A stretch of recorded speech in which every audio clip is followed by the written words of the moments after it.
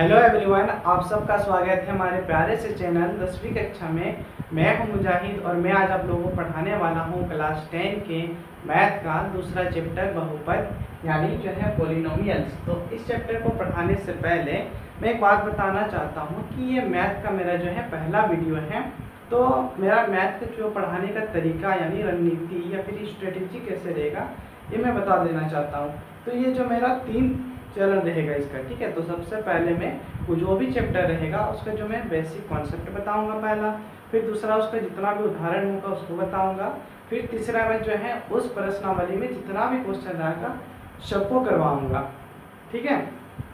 तो और एक बात ये है कि ये जो चैप्टर है बहुपद पॉलिनोमियल जो है ये 3 पार्टों में आने वाला है। पहला पार्ट ये है जिसमें मैं बताऊँ कुछ कॉन्सेप्ट बताऊँगा, एक उदाहरण है उसको बताऊँगा, साथ में जो है प्रश्नावली 2.1 को पूरा पढ़ाऊंगा, ठीक है। तो चलिए इसको जो है शुरू करते हैं। तो सबसे पहले जो है इस चैप्टर में है पहला टॉपिक है वह है बहुपद। तो चलिए इसको पढ़ते हैं। ऐसे बीजीय व्यंजक जिसमें चर की घात एक पूर्ण संख्या हो बहुपद कहलाता है। सबसे पहला है क्या, ऐसे बीज व्यंजक। अब जो है बीज व्यंजक क्या होता है पहले इसको समझते हैं। तो बीज व्यंजक जो है 3 चीज से मिलकर बनता है, एक चर पद तथा अचर पद और जो है गणित संक्रियाएं, ठीक है। तो सबसे पहले चर पद क्या होता है ये समझते हैं। चर पद जो है जिसको हम लोग चेंज कर सकते हैं, जिसका मान हम लोग चेंज कर सकते हैं। ज़्यादातर हम लोग देखते हैं ना कि कोई भी इक्वेशन होता है तो जिसमें ABCD यानी अल्फाबेटिक अक्षर जो रहता है उसका मान चेंज कर सकते हैं, तो ये सब जो है चर कहलाता है। दूसरा है अचर पद। अचर पद जिसको हम लोग चेंज कर नहीं सकते। मान के चलो जो है कोई भी नंबर होगी, जैसे 5 हो गया इक्वेशन में, 3 हो गया, ये सब जो है इसको चेंज नहीं कर सकते हैं। साथ में जो है गणित और एक चीज़ बताएं कि 3 चीज़ से मिलकर बनता है। तो पहला तो हो गया चर, दूसरा अचर, तीसरा जो होता है वो गणित संक्रियाएं। और गणित संक्रियाएं क्या होता है कि वो होता है जोड़, जैसे जोड़ हो गया, घटाव हो गया, घटाव का चिन्ह हो गया या फिर गुणा का चिन्ह हो गया, भाग का चिन्ह हो गया, ये सब जो है गणित संक्रियाएं हैं। तो ये तीनों चीज जब एक साथ मिल जाता है किसी इक्वेशन में तो वो जो है बीज व्यंजक का निर्माण करता है। चलिए सबसे पहले यहाँ देखते हैं, कोई भी चर ले लेते हैं, मान लेते हैं अल्फाबेट का हम लोग x ले लिए। दूसरा क्या, अचर पद कोई भी मान लीजिए, कोई नंबर 7 ले लिए। तो तीसरा क्या बोले कि गणित संक्रियाएं, तो हम लोग जो है प्लस का चिन्ह ले लेते हैं। तो देखिए यहाँ पे चर, अचर तथा गणित संक्रियाएं मिलकर जो है एक साथ हो गया, तो ये जो है बीज व्यंजक का निर्माण कर रहा है। तो यहाँ तो ऐसे बीज व्यंजक, तो बीज व्यंजक तो समझ में आ गया। अब जो है जिनमें चर की घात एक पूर्ण संख्या हो बहुपद कहलाते हैं। इसमें जो है चर कौन है, x है, उसकी घात जो है एक पूर्ण संख्या होनी चाहिए, तब जाके ये बहुपद कहलाएगा, ठीक है। तो पूर्ण संख्या क्या होता है, अब 10th क्लास आ गए हैं तो पूर्ण संख्या तो पता ही होगा।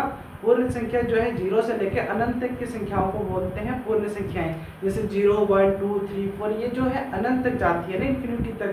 तो ये 0 से लेकर इन्फिनिटी तक का कलेक्शन को जो हम लोग पूर्ण संख्या बोलते हैं, ठीक है। तो अगर जो है चर पद का जो है पावर, डिग्री, ठीक है, ये अगर पूर्ण संख्या हो जाए तो हम लोग बोलेंगे कि ये एक बहुपद है। दूसरा और एक बहुपद देख लेते हैं उदाहरण, जैसे कोई भी, जैसे a प्लस जो है माइनस ले लेते हैं, इसमें कुछ भी लाइन दे दिए, तो ये जो है एक क्या हो गया, ये पहले बीज व्यंजक हो गया। और साथ में जो है देखो यहाँ पे जो है चर पद कौन है जिसका मान a का मान बदल सकते हैं। इसमें जो है क्या है, यहाँ पे कुछ नहीं है तो 1 है, मान लीजिए हम लोग 2 दे देते हैं या फिर 5 दे देते हैं, मान लीजिए ये 5 भी क्या है, एक पूर्ण संख्या है, तो इसको भी जो हम लोग एक बहुपद कह सकते हैं। तो बहुपद समझ में आ गया। चलिए इस चैप्टर में जो है अब दूसरा देखते हैं। दूसरा टॉपिक जो है बहुपद की घात, ठीक है। तो इसको देखिए, बहुपद में चर की सबसे बड़ी घात बहुपद की घात होती है, ठीक है। मान लीजिए कोई भी हम लोग एक बहुपद मान लिए, जैसे x² प्लस 5x प्लस 3, ये देखो क्या चर, अचर तथा जो है गणित संक्रियाओं से मिलकर बना हुआ है, और साथ में इसका पावर सब जो है वो पूर्ण संख्या है। इसका मतलब ये एक बहुपद है। अब यहाँ पे क्या बोले, बहुपद में चर की सबसे बड़ी घात, यहाँ पे देखो 2 चर हैं, एक x है, x² है, यहाँ पे x है, इसकी जो सबसे बड़ी घात है उसको जो है बहुपद की घात होती है। तो यहाँ पे देखो, यहाँ पे एक चर पद है, इसकी घात कितनी है x, और यहाँ पे कितनी है x। तो इस चर का पद जो है यहाँ पे इसका जो है मान ज्यादा है, तो इस बहुपद का जो घात होगा वो होगा 2। बहुपद की घात होगा, बहुपद की घात जो होगा यहाँ पे, बहुपद की घात होगा जो वो होगा 2, क्योंकि यहाँ जो है यहाँ पे इसका जो है चर का पद वो जो है 1 है और यहाँ पर इसका 2 है। तो जो ज्यादा होता है उसको बोलेंगे हम लोग जो है उसकी जो है उस बहुपद का घात है। मान के चलते कोई और एग्जांपल ले लेते हैं, जैसे यहाँ पे देखिए 3x³ plus 5x² plus 3x plus 9। देखिए ये भी जो है एक बहुपद है। तो इसमें जो है चर का सबसे बड़ा घात कौन है, सबसे ज्यादा पावर क्या है इसका, कि यहाँ पे देखिए इस चर का जो सबसे बड़ा पावर है 3। तो इस बहुपद का घात हो जाएगा, इस बहुपद का घात हो जाएगा, घात बराबर ये हो जाएगा 3। तो जो है आप बहुपद की घात भी जो है अब समझ में आ गई है। अब जो है इस चैप्टर में हम लोग को जो नेक्स्ट चीज जो है जानने का जरूरत है वह है बहुपद की घात के आधार पर बहुपदों के प्रकार। ठीक है, बहुपद की घात अभी हम लोग समझे, उसके आधार पर जो है बहुपद के कितने प्रकार होंगे वो हम लोग को जानना है। तो अभी तक हम लोग जो है यहाँ पे हम लोग को 3 प्रकार पढ़ना है। पहला क्या है, रेखीय बहुपद या फिर लीनियर पॉलिनोमियल, दूसरा है द्विघात बहुपद या फिर क्वाड्रेटिक पॉलिनोमियल, या फिर जो है तीसरा है त्रिघात बहुपद क्यूबिक पॉलिनोमियल। तो चलिए समझने का प्रयास करते हैं कि तीनों क्या होता है। तो सबसे पहले रेखीय बहुपद। तो रेखीय बहुपद एक ऐसा बहुपद है जिसमें चरों की जो है चर का जो है घात 1 होना चाहिए। कोई भी ऐसा बहुपद जिसमें उसका चर का घात 1 होगा तो उसको हम लोग बोलेंगे रेखीय बहुपद। जैसे यहाँ पे देखिए x+2 एक जो है बहुपद है, लेकिन इसका देखिए चर का पद यहाँ पे कुछ नहीं है, तो इसका मतलब 1 है। तो ये जो है एक प्रकार का रेखिक बहुपद है। इसमें दूसरा देखिए एग्जांपल में 5 - 5। ठीक है, तो इसमें जो है इस बहुपद में चर पद कौन है, y है, और इसका जो है घात कितनी है, यहाँ पे कुछ नहीं है तो 1 है। तो ये भी जो है एक रेखिक बहुपद हुआ। दूसरा क्या है, द्विघात बहुपद। तो द्विघात बहुपद एक ऐसा बहुपद जिसके जो है चर पदों की संख्या जो है चर में घातों की संख्या जो है 2 होता है, उसको हम लोग बोलेंगे द्विघात बहुपद। जैसे यहाँ पे देखो एग्जांपल में x² + 5x + 6, यहाँ पे देखो चर का पद कितना है, चर के जो है घात कितना है वो है 2। तो ये प्रकार का जो है द्विघात बहुपद हो गया। और एक उदाहरण ले सकते हैं, मान के चलो यहाँ पे 5 + 3x माइनस जो है 7x²। ये भी जो है एक बहुपद है जिसमें इसका जो है चर पद का जो है घात है वो कितना है 2 है।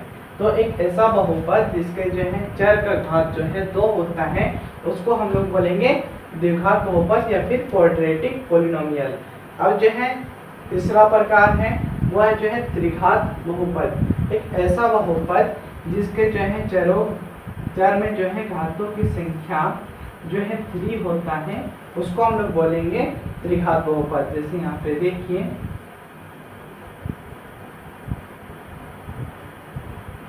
ये जो है एक त्रिघात बहुपद का उदाहरण हो सकता है।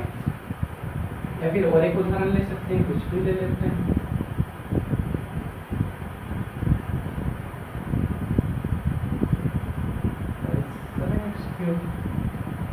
ये भी जो इस बहुपद में भी हम लोग देख सकते हैं कि जो चर पद है उसका जो है घात है यहाँ पर 3। जो सबसे ज्यादा पावर होता है वही जो है बहुपद का घात होता है, ये तो बताएं।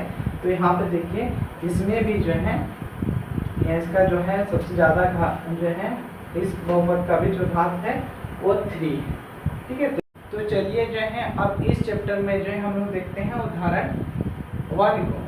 ठीक है, तो यहाँ पे थोड़ा ज़्यादा लिखा हुआ है, आप एनसीईआरटी किताब को जो है मैथ का निकालिए और उसको पढ़िए। लेकिन इसमें मेन चीज़ ये बोल रहा है कि ग्राफ से प्रतीक के लिए px के शून्यकों की संख्या ज्ञात कीजिए। यहाँ पे कुछ फिगर 6 फिगर दिया गया है और इसमें बोल रहा है कि प्रत्येक ग्राफ का जो है शून्यकों की संख्या ज्ञात कीजिए। ये सब जो ग्राफ है ना वो बहुपद अभी हम पढ़े थे उसका ग्राफ है। अब बहुपद का ग्राफ कैसे बनाया जाता है, ठीक है, या फिर शून्यकों की संख्या का अर्थ क्या होता है उसको हम बता सकते थे, लेकिन जो है उससे ज़्यादा अगर उसको हम समझाने जाए ना तो वीडियो जो है बहुत ज़्यादा ही लेंथी हो जा रहा है या फिर लंबा हो जा रहा है, इसीलिए हम उसको जो है नहीं समझाने का निर्णय लिए। और साथ में जो है तो उससे कोई दिक्कत नहीं होगी आपको, हम जो है यहाँ पे प्रैक्टिकली समझा देंगे कि शून्यकों की संख्या जो है कैसे निकाला जाता है, तो आपको जो है ज़्यादा दिक्कत नहीं होगी। तो चलिए इसमें जो है ग्राफ में से प्रत्येक का जो है शून्य की संख्या कैसे ज्ञात करें ये पता करते हैं। तो यहाँ पे देखिए जो है पहला ग्राफ है ये x बाय y का ग्राफ है, इसमें जो शून्यकों की संख्या निकालनी है। क्या निकालना है? शून्यकों की संख्या। इस ग्राफ में शून्य की संख्या कितनी है? तो शून्य की संख्या वो होगी, ये जो ग्राफ दिख रहा है ना ये, ठीक है, वो x जो है x एक्सिस को कितने पॉइंटों पे काट रही है, कितने बिंदु पे काट रही है, तो वो उसका जो है शून्यकों की संख्या हो जाएगा। जैसे ये यहाँ पे ये जो है ग्राफ है, ये जो है x एक्सिस को कितने पॉइंटों पे काट रही है, यहाँ पे एक पॉइंटों पे काट रहा है, ठीक है। तो इस जो है ग्राफ का शून्यकों की संख्या जो हो जाएगा वो हो जाएगा 1, ठीक है, एकदम इजी है, समझ गए, ठीक है। आप देखिए दूसरा जो है दूसरा ग्राफ है, इसमें जो शून्यकों की संख्या क्या होगी, चलिए इसका आंसर हो जाएगा शून्यकों की संख्या आप ही बताइए। ये जो है ये ग्राफ जो है पैराबोला, वो जो है x जो है x एक्सिस को 2 पॉइंट पे काट रहे हैं, यहाँ पे एक, यहाँ पे एक, तो इसके शून्यकों की संख्या कितनी हो जाएगी? 2। एकदम इजी है, इसका कितना हो जाएगा? 1 2 3। इस ग्राफ को शून्य की संख्या कितना हो जाएगा? 3। चलिए एकदम इजी है। यहाँ पे देखिए, यहाँ पे x एक्सिस में कितने पॉइंट में काट रहा है? एक जगह पर, इसका जो शून्यकों की संख्या कितनी हो जाएगी? 1। ये देखिए इसको जो है कितने पॉइंट पे काट रहा है, यहाँ पे देखिए एक पॉइंट पे यहाँ पे भी काट रहा है, जिसमें शून्यकों की संख्या कितनी हो जाएगी? 1। इस ग्राफ में देखते हैं, यहाँ पे काट रहा है, देखिए 1 2 3 4, इसमें जो है शून्यकों की संख्या हो जाएगी 4। एकदम इजी है। तो चलिए आप जो हम लोग को जो है इस चैप्टर में प्रश्नावली 2.1 को पढ़ना है, और इस जो है प्रश्नावली में जो है बस एक ही क्वेश्चन है, ठीक है, और ये सबसे आसान भी है, ठीक है। अभी जैसे हम लोग जो है एग्जाम्पल एक उदाहरण एक देखे थे ना, वो सेम उसी तरह का है। यहाँ पर भी जो है थोड़ा सा लिखा है कि यहाँ पे जो है x बाय y का ग्राफ दिया गया है और उसमें जो है px के शून्यकों की संख्या ज्ञात कीजिए। तो अभी हम लोग जो है उदाहरण एक में निकाल लेते हैं, देखिए तो कितना इजी है। तो चलिए इसको भी निकाल देते हैं। यहाँ पे क्या है? शून्यकों की संख्या निकालनी है। इसमें कितना है देखो, इस ग्राफ में जो है ये जो रेखा है वो x बिंदु कितने बिंदु पे काट रही है? यहाँ पे एक भी बिंदु पे नहीं काट रही है, ठीक है, ये सिर्फ y में काट रहा है, तो y वाला शून्यकों की संख्या नहीं होती है। देखो x जो है एक्सिस पे, ये जो है ग्राफ जो है इसको एक और बिंदु पे नहीं काट रहा है, इसका मतलब यहाँ पे क्या होगा? शून्यकों की संख्या जो है वो 0 होगा। और जो इस ग्राफ में देखो, यहाँ पे कितना बिंदु पे काट रहा है x एक्सिस को? एक बिंदु पे, तो यहाँ पे शून्य की संख्या कितनी होगी? 1। यहाँ पे तुम लोग लिख लेना शून्यकों की संख्या बराबर 1। इस ग्राफ में देखो, इस ग्राफ में जो है ये जो ग्राफ है इसमें जो है x एक्सिस को 3 जगहों पे काट लिए थे, शून्यकों की संख्या इसमें जो है 3 हो जाएगा। यहाँ पे कितने जगह पे काट रहा है? 1 2, इसमें शून्यकों की संख्या कितनी हो जाएगी? 2। 5 नंबर में देखते हैं, यहाँ पे कितने में काट रहा है? 1 2 3 4 जगह पर जो है x एक्सिस काट रहा है, इसकी शून्यकों की संख्या कितना हो जाएगा? 4। यहाँ पे देखिए कितने जगह पर काट रहा है? 1, देखिए यहाँ पे एक ही से काट रहा है 2, और यहाँ पे भी 3, इसकी शून्यकों की संख्या जो है 3। तो ये जो है हमको तो लगता है मैथ में सबसे जो है आसान चैप्टर है जो है इस 10th में। ये कितना आसानी से बन गया, देखिए शून्य की संख्या। तो चलिए आज के वीडियो यहीं पे समाप्त करते हैं।